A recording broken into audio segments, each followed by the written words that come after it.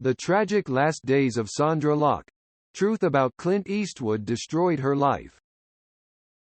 Sondra Locke was born Sandra Louise Smith on May 28, 1944, in Madison, Alabama, to Raymond Smith, a military man, and Pauline Bain, a pencil factory worker from Huntsville, Alabama. Her parents had already separated before her birth. She has a half-brother, Donald. Later her mother married a local construction company owner, Alfred Locke, and the two siblings adapted his name. Locke studied at Shelbyville Central Senior High School. She was a class valedictorian during her junior and senior high years.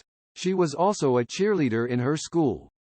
When she graduated in 1962, her classmates voted her the Duchess of Studiousness. She joined the Middle Tennessee State University to study drama, but did not complete her graduation. She performed in several stage productions for Circle Players, Inc., where she met sculptor Gordon Anderson, and they became close friends.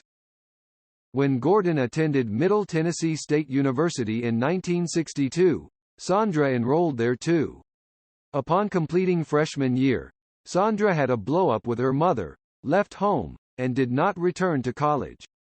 Instead, she worked in Nashville as a promotions assistant for WSM-TV, with occasional modeling and voiceover work. She also began acting in community theater as a member of Circle Players, Inc. Along the way she dated George Crook, a cameraman from WSM, and Brad Crandall, head of the station's public relations department. Meanwhile, Gordon revealed to her that he was homosexual. He went off to Manhattan to study acting and, for a while, had a lover there. Anderson was talented but unfocused about his theater craft and eventually returned to Tennessee. Because of Locke's spiritual kinship with Anderson, she and Gordon decided to wed. If Gordon was unable to launch his own acting career, he had no such problems igniting Sondra's. He learned that Warner Brothers was holding a nationwide search for a young actress to play a key role in the screen adaptation of Carson McCullers' novel The Heart is a Lonely Hunter, 1968. Anderson helped Locke research the part of Mick, a teenage waif in a southern town who befriends a boarding at the house where she lives. For the Birmingham audition, Gordon bleached her eyebrows, bound her bosom and carefully fixed her hair, makeup and outfit so that she would instantly impress casting agents. The ploy worked, and, after several callbacks, Locke, who lied about her age to seem younger, was hired. The movie was released in the summer of 1968 and earned respectful reviews from critics, although many filmgoers found the picture too arty. Sondra was Oscar-nominated for her sensitive portrayal. Next, Sondra moved to Los Angeles, with Gordon in tow. She hoped to parlay her Academy Award nomination into further movie assignments. The big-eyed, petite, wiry bottle blonde found it difficult to win suitable parts, making her accept lesser projects, the most famous of which was Willard, 1971. In the last picture Locke played a Christ figure and had torrid love scenes with Paul Sand. Episodic television provided better acting opportunities. The anthology program Night Gallery, 1969, and dramatic series including The FBI, 1965, Kung Fu, 1972, and Barnaby Jones, 1973. Her fortunes shifted in June 1975, when Warner Brothers offered her the part of Clint Eastwood's romantic interest in The Outlaw Josie Wales, 1976. It was a rather minor role, but Locke realized that Eastwood would attract large audiences and thus provide the necessary exposure to revitalize her career. The Outlaw Josie Wales, 1976, was indeed a hit, with Sondra sparking a flurry of interest among male viewers as virtually non-speaking eye candy.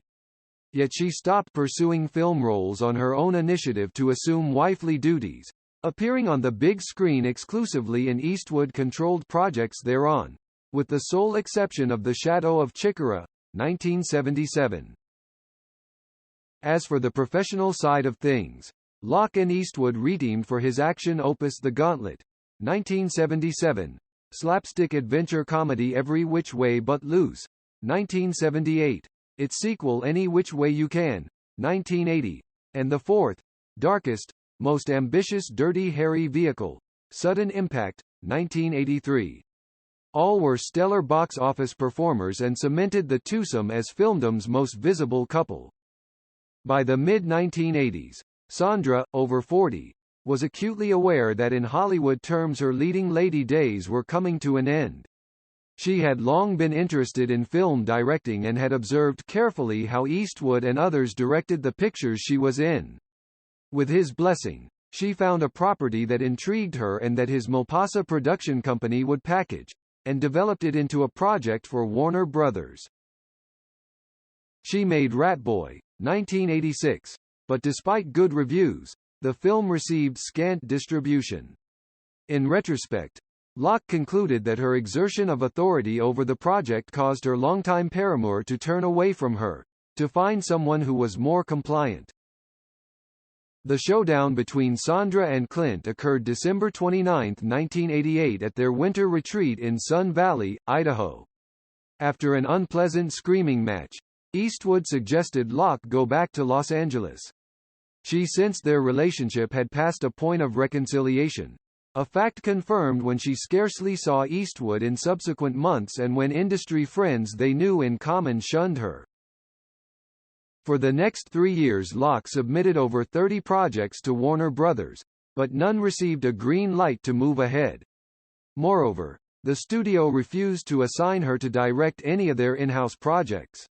In the mid-1990s, Sondra discovered evidence that Eastwood had arranged to reimburse Warner Brothers for her 3-year studio contract, a matter that he had never mentioned to her. It became obvious that the studio's negative professional attitude toward her had little or nothing to do with her directing or project-finding abilities. On June 5, 1995, Locke sued Eastwood, alleging fraud and breach of fiduciary duty. While Locke's case was revving up at the Burbank courthouse, Eastwood begged her to settle. On September 24, 1996, the morning jurors were set to begin a second day of deliberation. Sondra announced her decision to drop her suit against Clint for an undisclosed monetary reward. But Locke was not finished. She had a pending action against Warner Brothers for allegedly harming her career by agreeing to the sham movie directing deal that Eastwood had purportedly engineered. On May 24, 1999, just as jury selection was beginning, the studio reached an out-of-court settlement with Sondra. In the decade following her courtroom saga, Sondra did not direct another movie. She did make a brief return to acting with small supporting roles in back-to-back low-budget independent features, The Prophet's Game, 2000, and Clean and Narrow, 2000, both of which failed to secure a theatrical release. In 2001, she sold her home in the Hollywood Hills and moved to another part of Los Angeles. After interim flings with producer Hawk Koch and Robert Shriver, she had a live-in relationship with one of the physicians who had treated her during her cancer siege.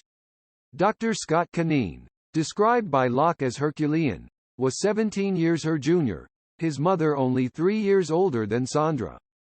She eventually split up with him. In 2016, preceded by a protracted absence from the public eye, trade press reported that Sondra Locke would come out of retirement to co-star in Alan Rudolph's Ray Meets Helen, 2017, opposite Keith Carradine. The film was booked for a limited run in early spring 2018. Sadly, on November 3, 2018, Locke died of cardiac arrest stemming from metastatic breast cancer, at age 74. Goodbye Sondra Locke.